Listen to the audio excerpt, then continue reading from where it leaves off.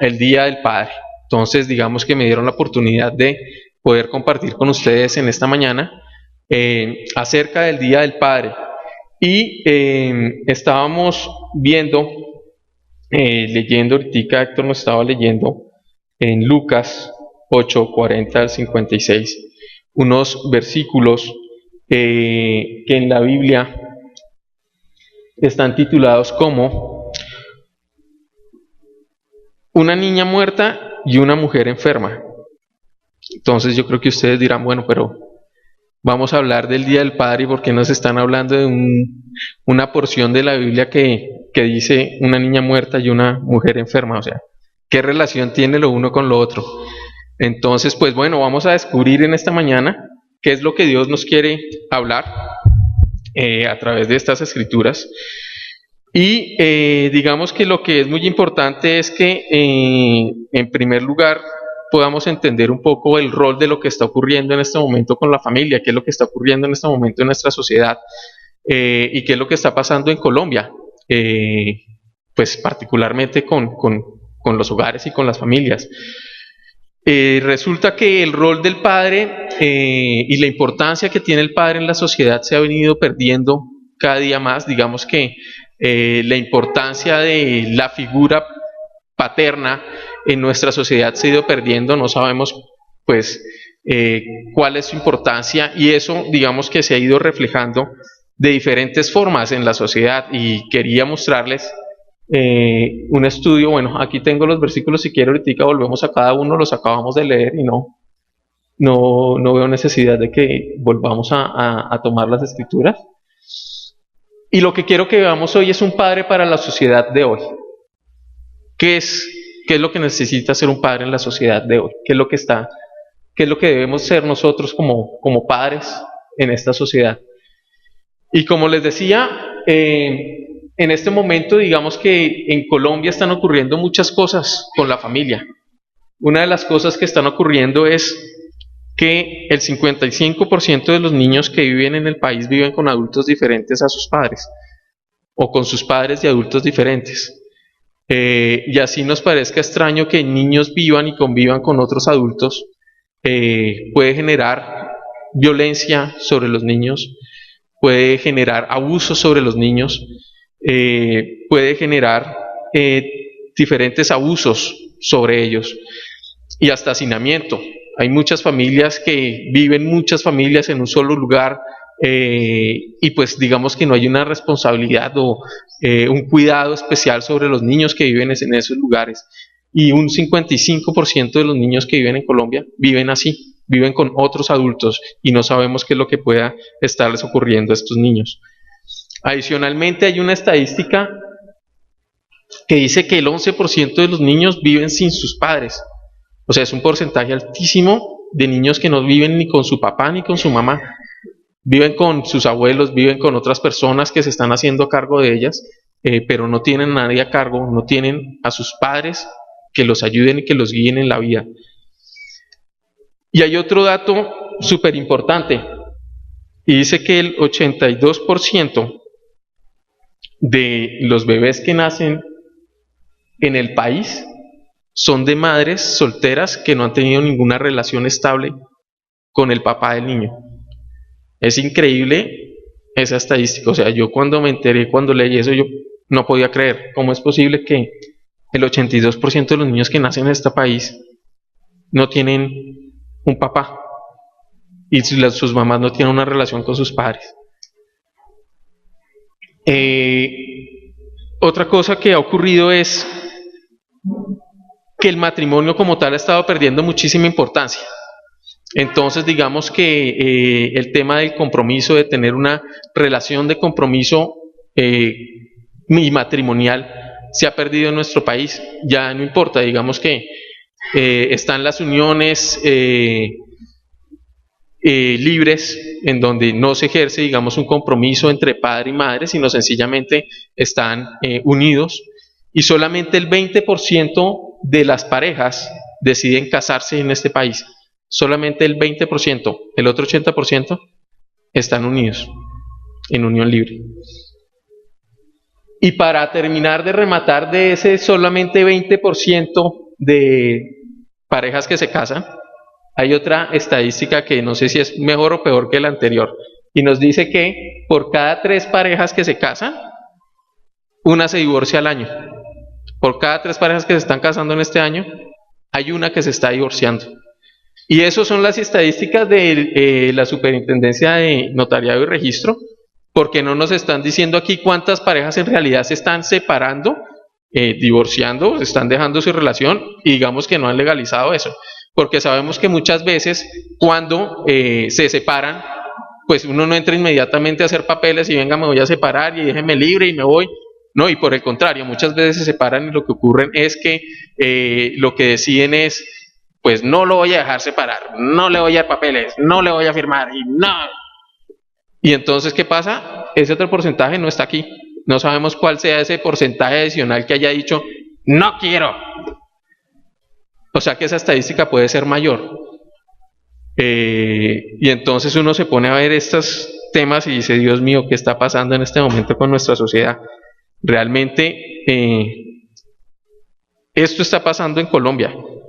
No son estadísticas de afuera, las estadísticas de afuera ni siquiera las revisé. Esto es un estudio que hicieron en varios países de Latinoamérica y entre los que estaba la Universidad de La Sabana, y digamos que estos fueron los datos que arrojaron. Esto fue en el 2014. Y yo creo que en estos 2 años, digamos que la cosa no debe haber mejorado mucho. ¿Qué ha pasado entonces? El concepto de familia ha cambiado, la sociedad está cambiando, es una sociedad mucho más relativa, todo le parece bien, no hay problema de nada, yo me puedo unir con cualquier persona, yo puedo unirme con esta persona, si no me gusta entonces me separo, y no está adquiriendo un compromiso. Además de eso, digamos que hay familias, digamos, en el caso de las madres solteras, monoparentales, y también personas que han decidido, no me voy a casar, pero sí quiero tener un hijo, y buscan entonces la forma de poder tener un hijo, también está creciendo. Y también hay familias homoparentales, ahora ya están comenzando a permitir, es una de las leyes que estaba en curso, y la cual, digamos que no dejaron hacer un referendo al respecto de si personas homosexuales, parejas homosexuales pueden o no adoptar a niños, y es una realidad que estamos viviendo en este momento y que está afectando en este momento a nuestra sociedad. Pero adicional de que todo esto ocurre, estaba pasando algo también adicional con los padres, y es que los padres están dejando de ser esas personas, o bueno, solamente se están encargando de ser esas personas que se encargan de llevar y aportar a su casa. Entonces son las personas responsables de ir y de vengar y llevar los alimentos, pero se está perdiendo en realidad lo que debe hacer. Y por ejemplo, los aspectos de seguridad, los aspectos como la creación de los límites que le deben dar a los hijos se están perdiendo.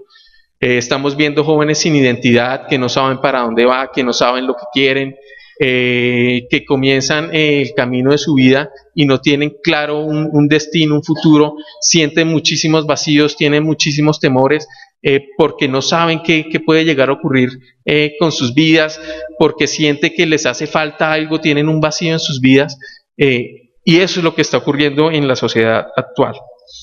Además de eso, hay una corriente también que estamos viendo ahora, y es que está de moda ser homosexual también. Entonces vemos a muchos niños y niñas saliendo de los colegios. Yo trabajo y tengo al lado un colegio distrital, y cuando veo uno saliendo de los niños del colegio, las niñas agarradas con las niñas, los niños con los niños, y dice uno, no, pues es que son amiguitos. No, pues a las 3 cuadras se están dando besitos, se están abrazando, y digamos que no pasa absolutamente nada. Nuestra sociedad hoy está aceptando esas cosas, y por eso es importante que miremos qué nos dice la Biblia. Hay una ausencia no solamente física y mental del padre en la familia, y esto está generando una desorientación en el camino de la vida de los jóvenes, de los niños, está debilitando la posibilidad de estos jóvenes de asumir proyectos, y está acabando completamente con nuestra sociedad. Por eso en esta mañana quiero que veamos 4 puntos de lo que está o lo que quiere el Señor, que reflejemos nosotros como cristianos en nuestra sociedad a través de la Biblia. ¿Qué es lo que nos dice la Biblia? Que debemos reflejar nosotros como padres, a través de la Biblia. Y quiero que comencemos a ver los versículos que estábamos leyendo ahorita. Les decía que aquí nos habla de una niña muerta y de una mujer enferma. Pero hay un personaje muy importante al que está haciendo referencia a toda esta escritura. Aparece a todo lo largo de la escritura y la estamos dejando como de segundo. Y cuando uno lee el versículo se comienza a dar cuenta de la importancia que tiene este personaje. Es más, yo diría que es uno de los principales. Es mucho más importante este personaje que la niña muerta. Y la Biblia nos dice, en el versículo 41, dice: en esto llegó un hombre llamado Jairo, que era el jefe de la sinagoga. Arrojándose a los pies de Jesús, le suplicaba que fuera a su casa. Aparece Jairo. ¿Y quién es Jairo? ¿Quién nos dice la Biblia que es Jairo? Dice que es un jefe, le llaman también el principal de la sinagoga. ¿Y quién es esta persona? ¿Quién es un jefe? ¿Quién es el principal de la sinagoga?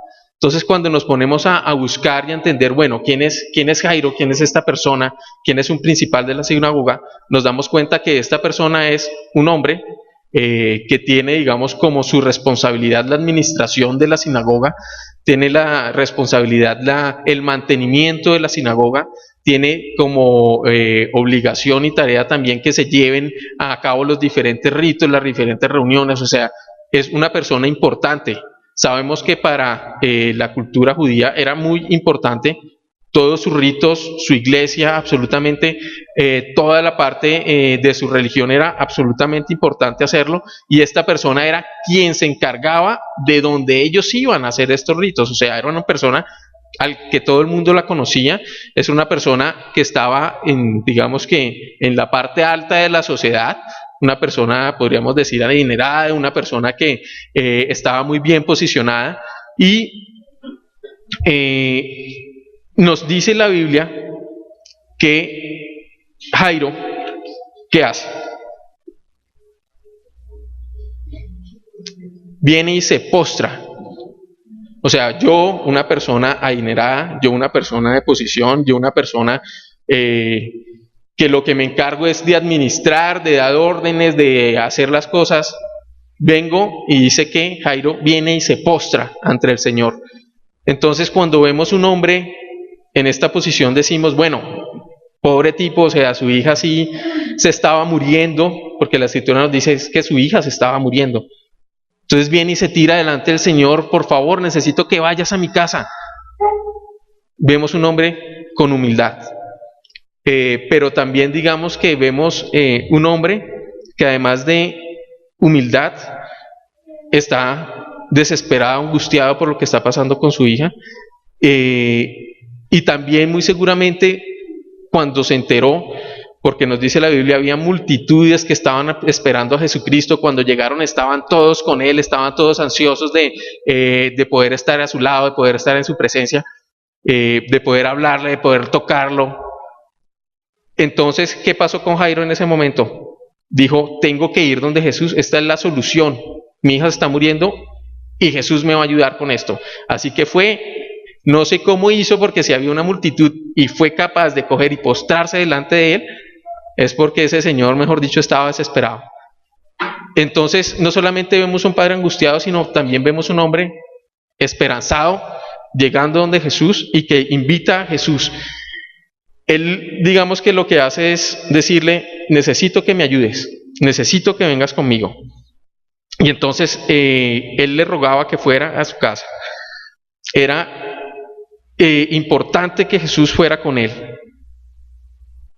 Y hay una cosa que es muy importante: si él era el jefe de la sinagoga, ¿qué pasaba en ese momento con Jesús y los fariseos y todos los sacerdotes de la sinagoga?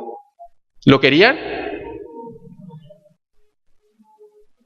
Para nada. O sea, ¿cómo es que la persona encargada de administrar la sinagoga viene y se tira delante de Jesús, y además de eso, no solamente contento con que se postra, le dice: necesito que vayas ya a mi casa y me ayudes?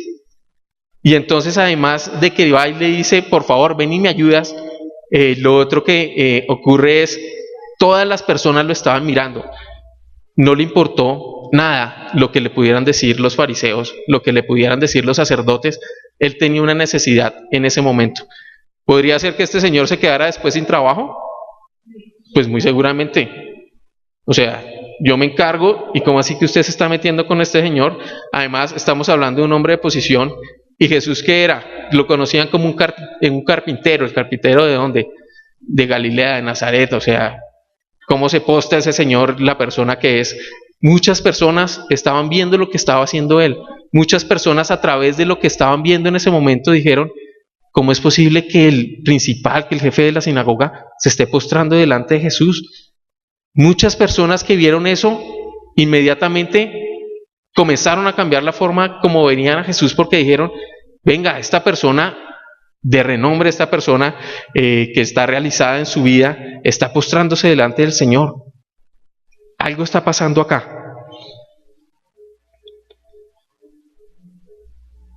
Y digamos que lo que es importante en este punto es que no importa, como padres, como personas, a qué posición hayamos llegado, en qué lugar estemos en este momento.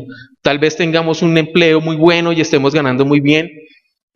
Cuando estamos hablando de que somos unas personas realizadas, digamos que yo muchas veces lo que pienso es: una persona realizada es una persona que está feliz haciendo lo que hace, en lo que trabaja, en lo que está haciendo, en su día a día. Eso es una persona realizada. Este hombre era un hombre realizado. Él estaba haciendo lo que le gustaba y estaba en una posición alta en la sociedad, y no le importó postrarse delante del Señor.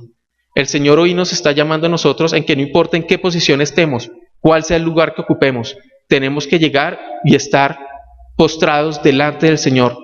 No importa en dónde estés, no importa qué tan alto seas, no importa qué tan importante seas, no importa cuáles sean las personas con las que te puedas reunir, no importa si son altos en la sociedad, si son nuestros gobernantes, si es el presidente, no importa. Independiente de las personas con quien estés, lo más importante es: póstrate delante del Señor. Necesitamos ser padres que nos colocamos y nos humillamos delante del Señor. Pero la Biblia no solamente nos dice esto, nos dice, además de que se postró, le dijo: necesito que vengas a mi casa.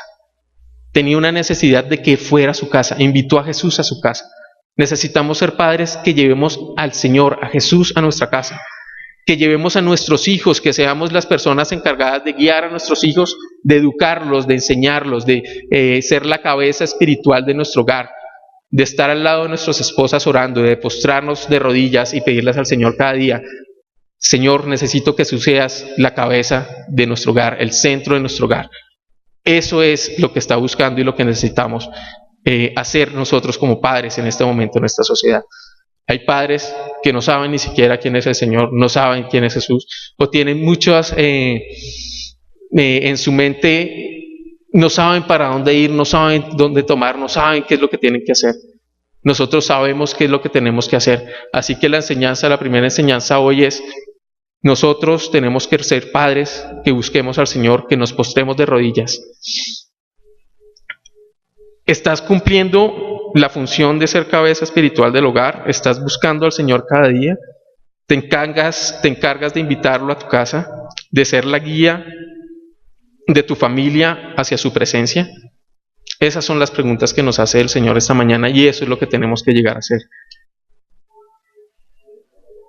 Continúa el texto y nos comienza a hablar y nos comienza a decir acerca de hablar sobre su hija, porque su hija de unos 12 años estaba muriendo. Un padre sabe lo que le ocurre a sus hijos. Cuando vemos a Jairo, vemos un hombre preocupado, vemos un hombre que sabía la necesidad que había en su casa, que sabía la necesidad por la que estaba pasando su hija, sabía que su hija estaba muy enferma y que si no hacía algo, pues iba a morir sencillamente. No tenía ninguna otra solución, no tenía nada que hacer, y digamos que tenía que buscar la forma de ir y solucionar lo que estaba ocurriendo. Jairo entendía perfectamente que su hija estaba enferma, estaba preocupado por lo que le ocurría a su hija. Su hija era una hija que dice que tiene 12 años. ¿Qué pasa con las niñas a esa edad en la cultura judía? Son niñas, mujeres, pues eso pasa ahorita, ya están entrando en una etapa de desarrollo y por lo tanto ya se pueden comenzar a dar en matrimonio. Su hija estaba en pleno desarrollo, estaba comenzando la vida y ¿qué estaba pasando en este momento? Se estaba muriendo. Este hombre sale corriendo a buscar una solución. Yo no puedo permitir que mi hija se muera, tengo que ayudarla, tengo que hacer algo para que ella pueda levantarse, pueda vivir, tengo que buscar la solución a lo que está ocurriendo. Si vemos como veíamos en la introducción, como veíamos en los puntos que estábamos revisando, en este momento vemos una sociedad donde el padre ha perdido su importancia, donde los padres no se preocupan, digamos, por lo que está pasando por sus hijos. Hay muchos papás que sí están aportando, pero no se están metiendo en las necesidades y en lo que está ocurriendo en sus hijos. Es una figura que llega al hogar, pero no está cumpliendo las funciones que necesita la familia, los hijos que cumplan. No sé si como padres, digamos que estemos revisando qué es lo que ocurre con nuestros hijos. Los conocemos suficientemente, sabemos cuáles son las necesidades que tienen nuestros hijos, sabemos qué es lo que les gusta, cuáles son sus sueños, cuáles son sus proyecciones, para dónde van, qué es lo que quieren hacer, cuáles son sus amigos, con quién es que se la pasa todo el tiempo, cuando él sale un momento fuera de la casa, con quién es que se está relacionando. Digamos que esas son preguntas que muchas veces como padres nos preguntan y ¿dónde está su hijo? No, pues él dijo que le va a salir. Ah, bueno, ¿y con quién está? No, no sé. ¿Y para dónde iba? No, no sé. Tenemos que estar enterados de lo que está pasando con nuestros hijos. Digamos que en este caso a mí me pasó algo muy interesante y fue que cuando yo estaba en la universidad, digamos que mis papás confiaban mucho en mí, tenían una confianza en su hijo bastante grande. Y entonces, pues cada semestre iba, estudiaba y cuando llegaban las notas, pues yo cogía mis notas, guardaba mis notas y mis papás jamás me pidieron una nota a mí, nunca. Estaban tranquilos como a la universidad, no, bien papá. ¿Y qué difícil? No, pues sí, dura como siempre. ¿Y qué aprendiste? No, pues hartas cosas. Como hijos nosotros en esa etapa somos bastante comunicativos, todavía lo seguimos siendo, ¿no? Entonces hablamos bastante y expresamos bastante de lo que está pasando. Pues resulta que en mi universidad pasaba algo interesante, en mi carrera particularmente, tenía un componente que lo llaman un componente flexible y puedo ver muchas materias, muchas selectivas, y de acuerdo a las selectivas que tomaba un perfil. Entonces tenía un perfil técnico, un perfil de gestión administrativa, o una profundización en empaques. Digamos que de mi universidad salíamos graduados, yo estudié diseño industrial, y cuando salíamos graduados, cada uno tenía un énfasis diferente, entonces en un empaque, en otra cosa. Y podía ver las materias que quisiera por semestre, digamos que unas cargas, yo me organizaba mi horario como quisiera, y algún semestre me ocurrió que pues estaba muy alta la carga académica que tenía y dije, no, pues inscribí muchas materias, no puedo ver todo esto si no me voy a totear, llega el fin de semestre y no llego. Entonces dije, no, pues nada, tengo que dejar de ver una materia. El tema era que si yo dejaba de ver una materia, pues ¿qué tenía que hacer? Cancelar la materia, sencillamente. No la veo, pues la cancelo. Y digamos que por el día a día, los afanes, las cosas que lo cogían a uno, pues jamás cancelé esa materia. Y cuando llegó el fin de semestre, pues ¿qué pasó? La materia que no vi me llegó con un 0, porque en la universidad sí hay ceros. Y cuando llevé un 0 ahí, yo dije, Dios mío, ¿qué fue esto? Pues claro, ¿qué creía que iba a pasar? Pues sí, no la vio, no la canceló, pues ¿qué va a llegar? Pues un 0, ya. Y mis papás nunca supieron que yo me gané un 0 en la universidad. Lógicamente, ¿qué pasó después? Pues tuve que ver la materia. Tuve que hacerla, igual la quería ver, pero el tiempo no me daba en ese momento. Ya cuando tuve una carga mucho más baja, pues vi en su momento lo que tenía que ver y pasé la materia y la pasé bien. Inclusive creo que me quedó como en 5, 0 a 5. Si lo hubiera hecho, no tendría un 0. Y ahí está el 0, todavía registrado. Veo mis notas y allí 0. Y claro, me dañó todo el promedio de la universidad. Si me piden para ir a hacer algún alguna que, si me pongo a pedir yo en estos momentos, que me den ¿cómo se llama esto? Para ir a otra universidad, una beca, pues, hermano, ¿y este cero qué? Interesante el cero ahí, ¿no? El circulito, ¿qué hacemos con ese? Muy seguramente me va a decir, no, ese cero no hay nada que hacer. Y tal vez si mis papás hubieran estado un poco más pendientes, me hubieran cogido, me hubieran apretado, me hubieran dicho, mijo, ¿y usted en qué anda? ¿Qué está haciendo? ¿Por qué hizo eso? Si puede ver todas esas materias, no puedo. Entonces hágale, mijo, cancele esa vaina. ¿Qué tiene que hacer? No tengo plazo hasta tal día. Pues vaya y haga la fila y cancélelo.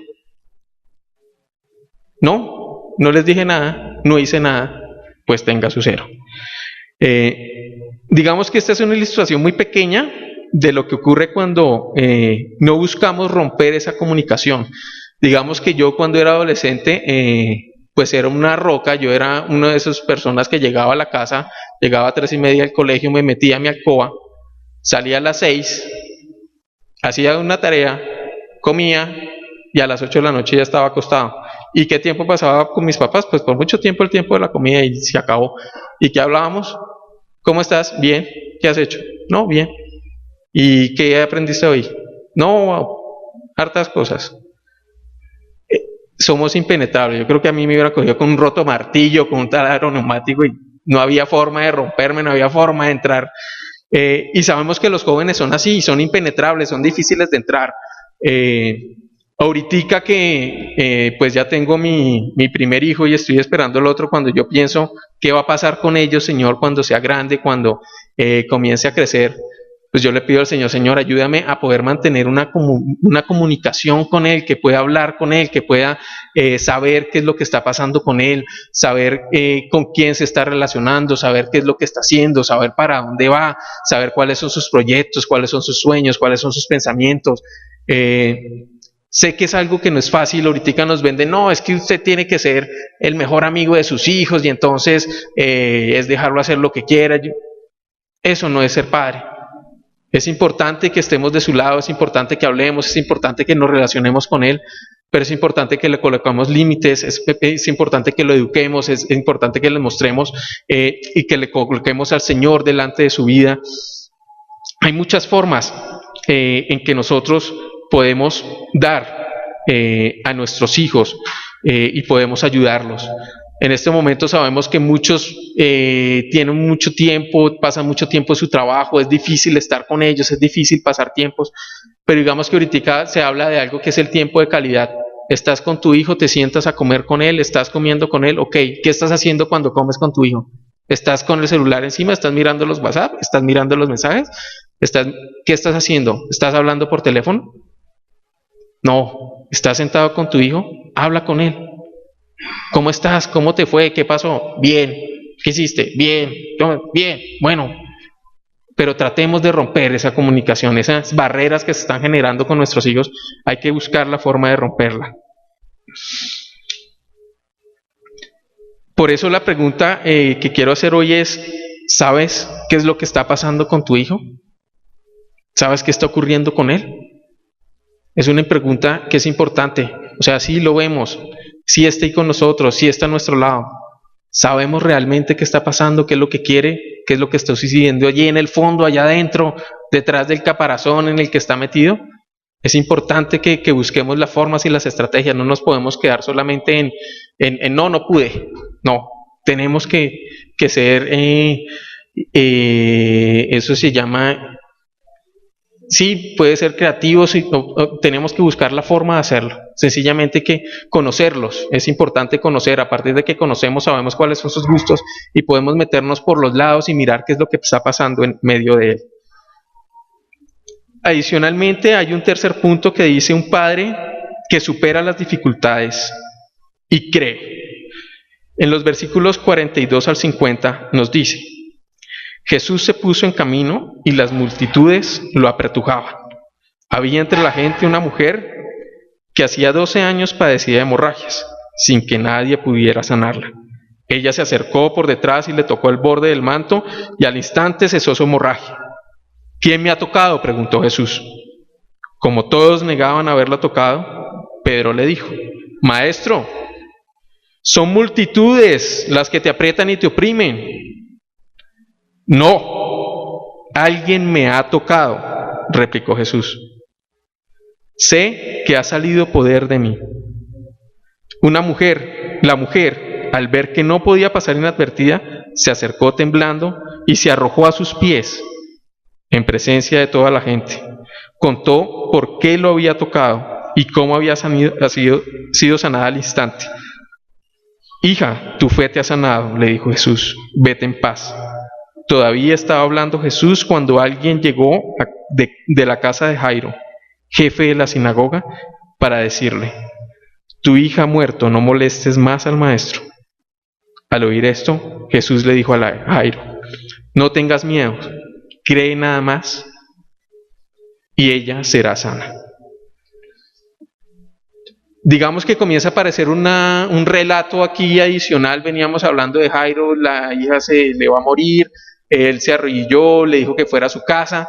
Jesús cogió, se levantó, vio la necesidad de Jairo y dice que inmediatamente comenzó a caminar. Dijo: vamos, ¿dónde es la casa? Allá es la casa, camine, nos vamos ya para la casa, ¿qué hay que hacer? Había una multitud, entonces yo creo que no podían avanzar tan rápido. No, camine, corramos, que está allá, hágale, que es que ya se va a morir. ¿Qué hizo entonces en ese momento? Pues comenzaron a caminar. Bueno, y Jairo, bueno, hágale, a ver qué, es que es urgente, o sea, necesito que lleguemos ya. Ella se va a morir si no llegamos ya a la casa. Y resulta que, ¿qué pasa? Están caminando, ¿y qué pasó? Dice: ¿quién me tocó? No, pero póngase en los pies de Jairo, o sea, vamos, está esto lleno de gente, o sea, desde que usted se bajó del barco, esta vaina está, mejor dicho, llena de gente atestada, todo el mundo quiere venir a hablarlo, conocerlo, camine para donde, Señor, mira, necesito esto. O sea, no creo que él sea el único Jairo, que se haya colocado a los pies del Señor en ese momento y haya dicho: venga, yo necesito esto. Dice que había multitudes, había muchas personas que necesitaban a Jesús. Yo creo que resaltan esto porque Jesús vio la necesidad de Jairo y dijo: vamos. Pero hubieran muchos relatos de cuántas personas en ese momento, y entonces aparece un relato. Entonces dice: una mujer lo tocó, y Jesús dice: me tocaron. Y Jairo: Señor, pero a ver, mira este pocotón de gente, ¿cómo así que quién te tocó? O sea, esto es ridículo que pregunte quién lo tocó cuando estamos con cuántas personas alrededor.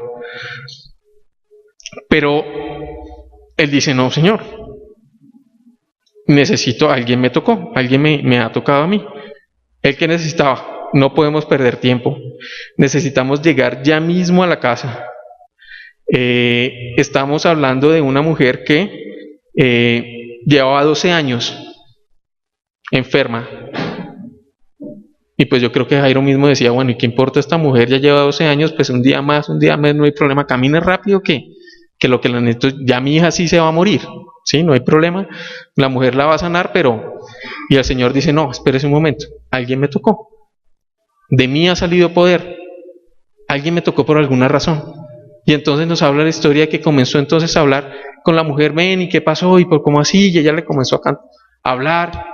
Este señor debía estar desesperado completamente en ese momento. O sea, ¿cómo es posible? Mi hija se va a morir, camine, vamos, hágale, que es que no hay tiempo que perder.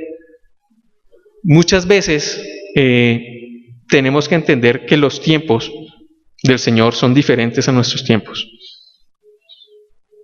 Tenemos que entender que a pesar de estar buscando al Señor y a pesar de que estemos caminando con el Señor, porque Él estaba caminando con el Señor hacia su casa, o sea, lo había invitado y iban para su casa, muchas veces las cosas no se dan como nosotros queremos. Estaba con el Señor y nos dice el relato más adelante: tu hija está muerta, ya no te preocupes, ya para qué, tu hija ya se murió. Y Jairo se pregunta: pero ¿cómo así? A ver, yo escuché de Jesús, yo sé que Él puede sanar a mi hija, ¿qué puedo hacer? Tengo que llevarlo a mi casa, estoy con Él, vamos caminando para mi casa, ¿y por qué razón me llegan y me dicen que se murió mi hija? O sea, ¿cómo es posible? ¿Estoy haciendo las cosas mal? ¿Estaba haciendo las cosas mal Jairo? ¿Estaba invitando a la persona incorrecta? estaba llevándolo al lugar incorrecto, no, absolutamente nada estaba mal. Muchas veces a nosotros en nuestras vidas, no sé, nos presentan dificultades, se nos presentan problemas, se nos presentan cosas, y muchas veces comenzamos a decir, bueno, ¿qué es lo que está pasando? ¿Por qué no estoy llegando donde tengo que llegar? Es que no estoy orando bien, es que no estoy haciendo las cosas bien, o sea, no, tengo que levantarme más temprano, tengo que orar más tarde, tengo que orar por más tiempo, ¿qué es lo que tengo que hacer para que se den las cosas que yo quiero hacer? No, Jesús estaba tranquilo, nos dice ahí, él paró, preguntó, ¿quién me tocó? No, que sí, que no, que mire esta multitud. No, alguien me tocó. Yo lo sentí porque de mí salió poder. Entonces uno dice, bueno, ¿estamos haciendo las cosas mal? No. Él tiene sus tiempos, Él tiene sus momentos. El momento de Dios es diferente a nuestro momento. Él sabía por qué motivos y razones o circunstancias tenía que esperar. Y no era ya mismo salir corriendo, no, tenía que esperar un momento. Tengo que atenderle a ella primero ahorita, va a llegar tu momento, va a pasar algo contigo, no te preocupes. Yo estoy a cargo del problema. Soy yo con el que vas. Vas conmigo en el camino. No pasa nada. Es difícil para nosotros poder entender esto. Y peor cuando cogen y le dicen, no molestes. O sea, ¿ya para qué? Ya no lo molestes. Muchas voces llegan muchas veces y nos dicen, amigos, parientes, no molestes a Jesús. No hay necesidad ya de decirles, no cargues al Señor con esos problemas, o sea, ¿para qué lo vas a cargar con eso? Él está ocupado en otras cosas. Nosotros mismos muchas veces nos decimos, no, yo me voy a hacer a cargo de esto mejor, yo creo que pues está orando, no veo una respuesta, mejor yo voy a tomar como una decisión. Muchas veces comenzamos a mirar qué salidas hay, y el Señor nos está diciendo, no, las únicas salidas aquí soy yo, y es cuando yo decida que sea el momento. Cuando estaba ocurriendo todo esto,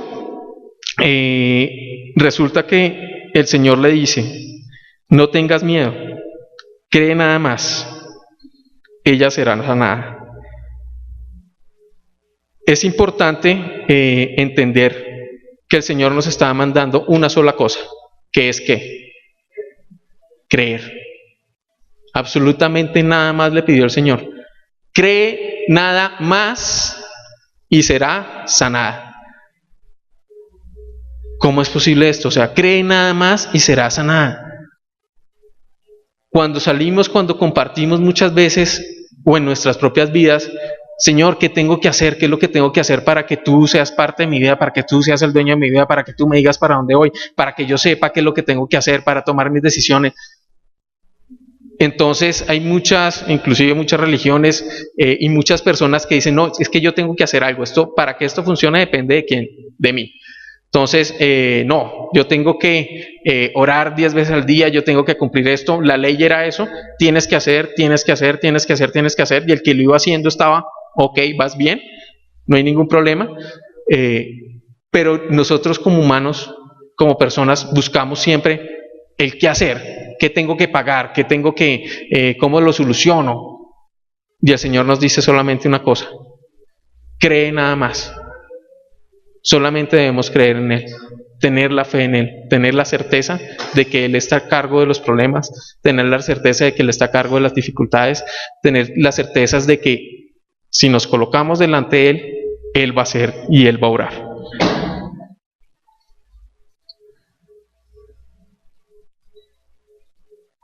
Lo único que tenemos que hacer es creer. No nos podemos quedar solamente con invitarlo a nuestra casa. Es importante invitar a Jesús, pero si no le creemos, nos quedamos a cortas. Él iba con él en el camino, lo había invitado, Jesús iba para su casa, pero para lo que lo había buscado ya no servía para él. Ya su hija había muerto, ya para qué sigue en el camino si ya no tengo para qué seguir, o sea, mi hija ya se murió, yo vine a usted porque mi hija se estaba muriendo y ya se murió, o sea, adiós, me voy. Y él le dice, no, espérate, cree nada más y ella será sana. Entonces siguieron el camino. Y es importante, digamos, que a pesar de las dificultades que se nos presenten, tenemos que creer en Dios, que Dios hará las cosas conforme a su voluntad y que las hará a su tiempo. Por último, un padre que está al lado de su esposa. Y si veíamos las estadísticas de las que estábamos hablando, hablábamos de muchos padres, de muchos hijos que no están al lado de sus esposas. Vemos en el versículo 51, dice: cuando llegó a casa de Jairo, no dejó que nadie entrara con él, excepto Pedro, Juan y Jacobo, el padre y la madre de la niña. Sigue los versículos, voy aquí a seguirlo leyendo.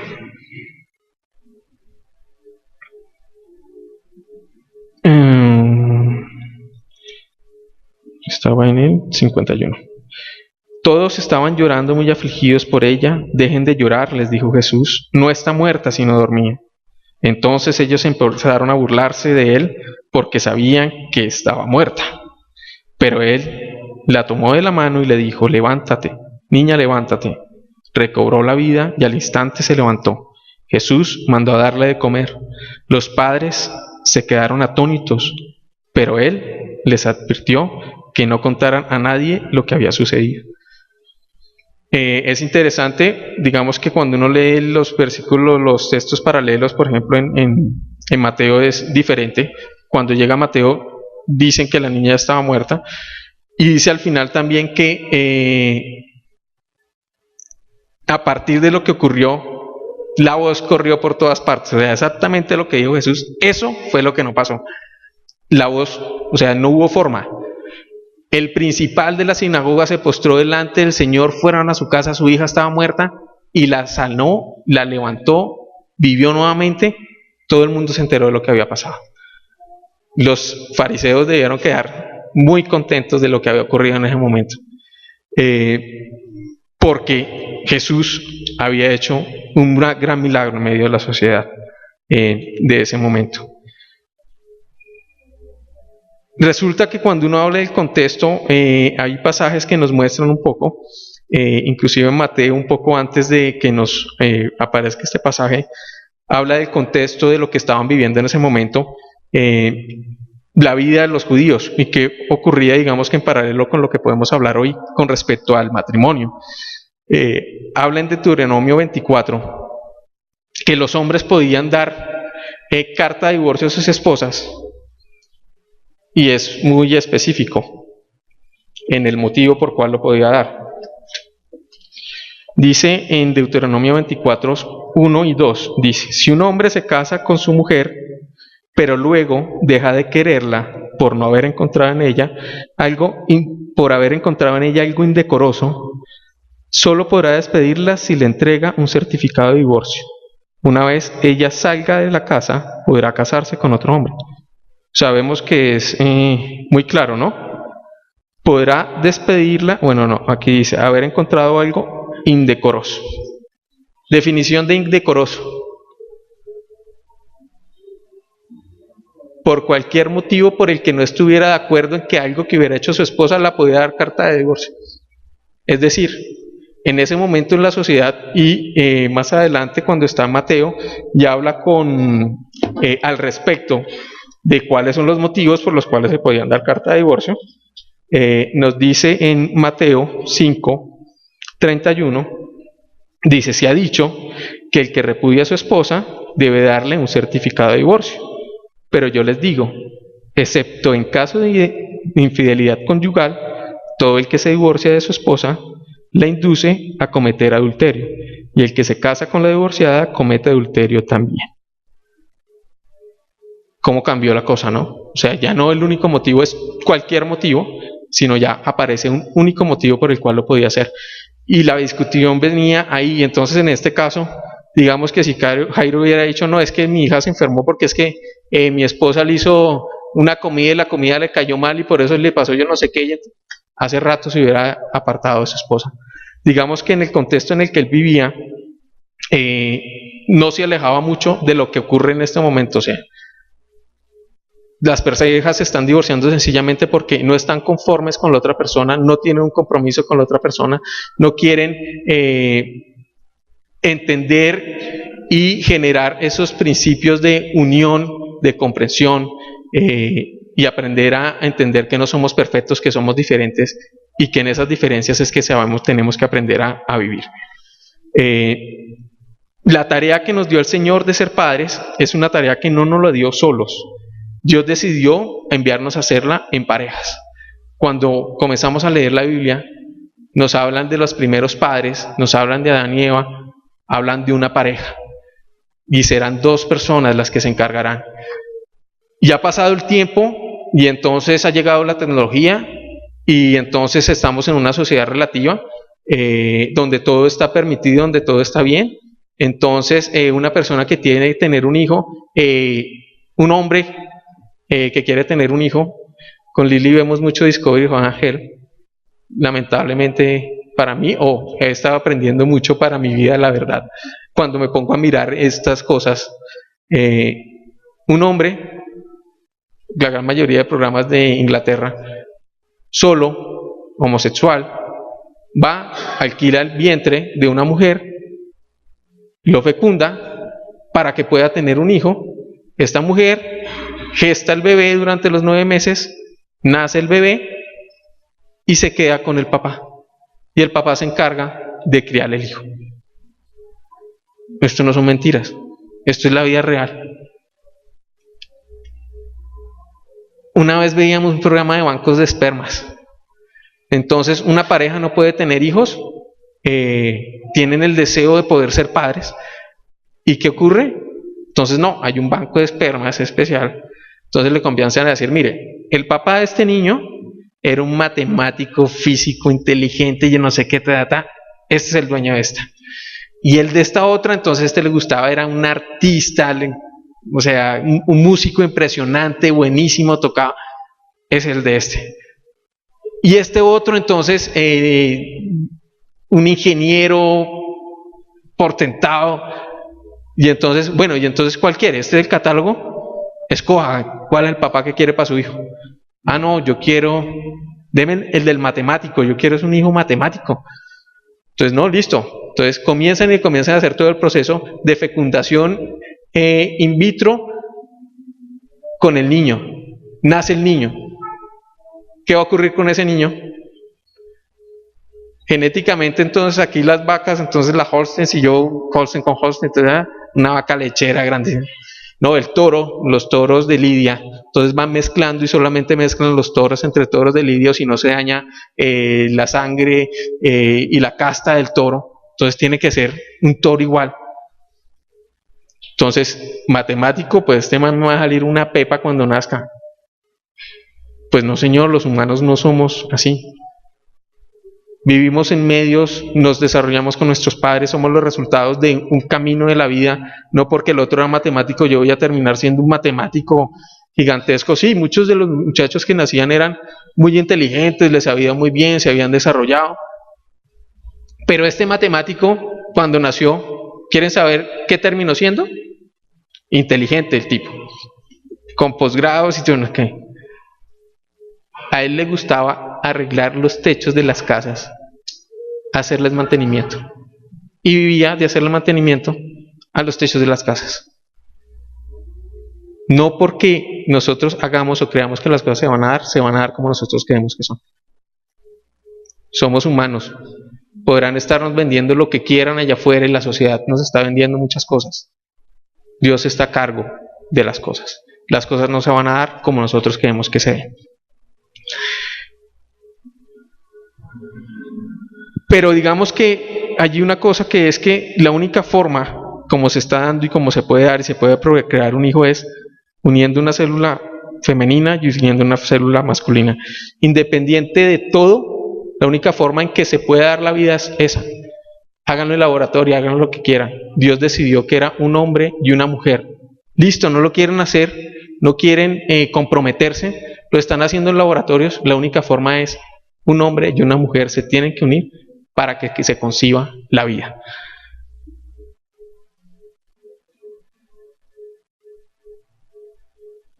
Pero no solamente hablamos de una función, de una unión física entre hombre y mujer, también estamos hablando de la formación, los caracteres que se complementan entre un hombre y una mujer para poder instruir y poder edificar y educar y guiar a ese hijo. No solamente es algo físico.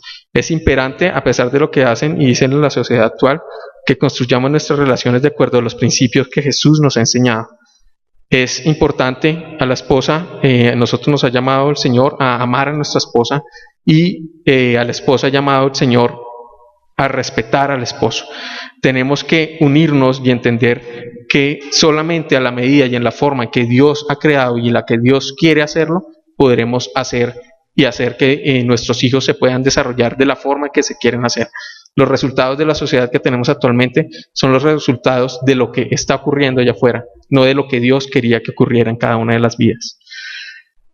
Digamos que si ustedes me ven a mí, ven un hombre joven con un hijo, a 6 días de tener un nuevo hijo, pero eso no quiere decir que en los 9 años que llevamos de matrimonio con Lili, todo allí ha sido color de rosa. Yo quería entrar en ese porcentaje de hombres que quería separarse, dejar mi tarea de padre, dejar mi tarea de esposo, y digamos que Dios no lo quiso así. Dios nos permitió seguir el camino juntos. Dios permitió que yo pudiera crecer a través de la bendición del reflejo de mi padre, el reflejo de lo que ocurría en mi casa. Dios permitió que yo pudiera nuevamente encauzar mi camino, que no hiciera parte de ese que 33% de los hogares que se separan al año, sino que pudiéramos seguir ese camino que Dios había decidido que siguiéramos. Es importante que podamos estar unidos, que podamos hacer parte y unir esa relación que tenemos con nuestras esposas. Sabemos que no es fácil. Cuando nació nuestro primer hijo, nosotros comenzamos a tener muchas diferencias. Cuando uno se casa hay diferencias, pero cuando nace un hijo hay más diferencias. Comienzan a replicarse todas esas diferencias. No, que póngale el pañal, y entonces uno se lo pone así. No, que no es así, que esto se pone así. Un pañal solamente tiene una forma de poner. No, pero es que es así. Ok, así. ¿Qué debe comer tal cosa? ¿Qué haga tal cosa? Entonces yo lo hago de esta forma, tú lo haces de esta forma. Y entonces no es que mi familia se hace esto. No, pero es que mi familia lo hacían así. Y hay cosas que se comienzan a sembrar y uno se da cuenta y se comienzan a separar esas relaciones, se comienza a alejar. Del tiempo que se tenía de pareja, ya no hay tiempo para estar en pareja. Hay tiempo es para estarle dando de comer, hay tiempo para estar haciendo, hay tiempo para ir al médico, hay tiempo para trabajar. La relación se comienza a deteriorar. Nos comenzamos a alejar, nos comenzamos a distanciar. Y derivó en que con Lili estuvimos prácticamente separados. Eso fue ya que alrededor de hace 3 años. Y el Señor permitió que pudiéramos encauzar nuestras vidas, pudiéramos entender el propósito de Dios para nosotros como pareja. Y ahorita que viene este niño en camino, lo que le pido es a Dios que nos dé sabiduría. Si en ese momento lo que hicimos fue separarnos y distanciarnos, ahorita le pido a Dios, Señor, ayúdanos a unirnos en esas diferencias, ayúdanos a encontrar los puntos de encuentro, a mirar cómo en lugar de estarnos separando, lo que hacemos es unirnos, apoyarnos, ayudarnos el uno al otro, mirar cómo nos complementamos. Yo pienso diferente, listo. ¿Por qué razón? Hagamos esto así. ¿Por qué? No, es que si yo hago esto así pasa tal cosa. Ah, listo, no, tiene razón, hagámoslo así. Tenemos que hacer las cosas de acuerdo como Dios quiere que las haga. Y eso tiene que ser en unidad, eso tiene que ser en unión. Tenemos que entender cuáles son los propósitos que tiene Dios con nuestra esposa. Tenemos que seguir unidos a nuestra esposa, a la unión de nuestra esposa. A pesar del tiempo, Dios quiere que lleguemos así, como un par de viejitos. Ya termino. Ya estaba terminando. Un par de viejitos, porque es el deseo de Él, que estemos junto a nuestra esposa en este camino de guiar a nuestros hijos, de educarlos y de enseñarlos. Es importantísimo que nosotros entendamos que solo al lado de nuestra esposa podemos darle todo lo que necesitan esos hijos para poder crecer de acuerdo y conforme a la voluntad del Señor. Aquí está ya para terminar. La sociedad de hoy necesita padres como Jairo, padres que a pesar de la posición que hayan logrado escalar en la vida, en la sociedad, dan ejemplo de sus hijos y les muestran en primer lugar dónde deben estar y es postrados delante del Señor. Padre, que conocen a sus hijos, que creen en sus hijos a pesar de las dificultades y que han decidido recorrer el camino junto con la mujer con la que se unieron en su juventud. Amén. Muchísimas gracias. Dios les bendiga.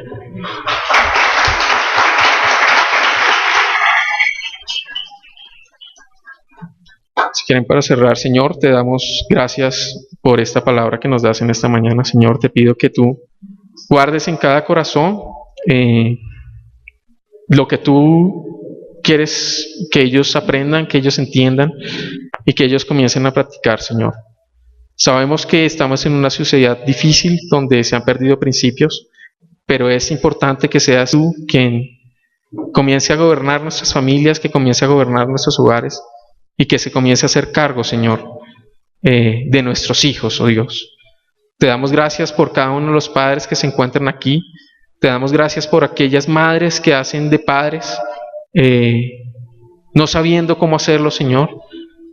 Te damos gracias por aquellas parejas que han estado en dificultad y que tú aún las ayudas y las guardas en tu presencia, Señor, para que sigan caminando juntos este camino de la vida, para guiar a sus hijos, para edificarlos y para enseñarlos, Señor. No somos perfectos, nos equivocamos. Queremos lo mejor para ellos, Señor. Y te damos gracias porque sabemos que tú harás tu voluntad sobre cada uno de nosotros, como padres, como madres y como hijos, Señor.